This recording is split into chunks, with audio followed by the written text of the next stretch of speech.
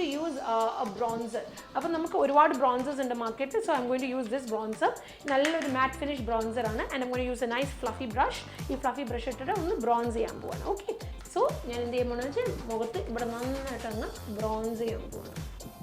So I'm going to use a blush brush and I'm going to apply it on the back. ഞാൻ കുറേ ഫ്രണ്ടിലേക്ക് apply ചെയ്യാറില്ല, ഞാൻ highlighter കൊടുക്കാൻ പോവാണ്.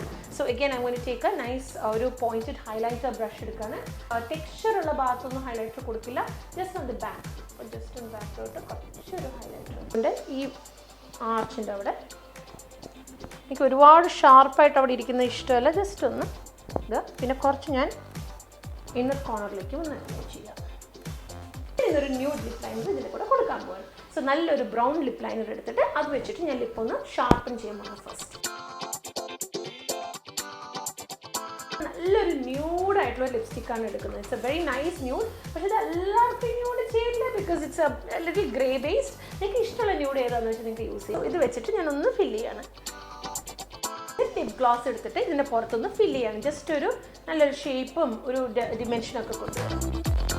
ഞാൻ കണ്ണിന് താഴെ കുറച്ച് ഇങ്ങനെയായിട്ട് കുറച്ച് ഐ ഷാഡോ എടുത്ത് ജസ്റ്റ് ഇവിടെ ഒന്ന് കൊടുത്തു, എന്നിട്ട് മസ്കാര ഇട്ടത് കുറച്ചും കൂടെ ഷേപ്പ് വരാൻ വേണ്ടിയിട്ട്, ഒരു നല്ലൊരു കാറ്റ് ഐ എഫക്റ്റ് വരാൻ വേണ്ടിയിട്ട്.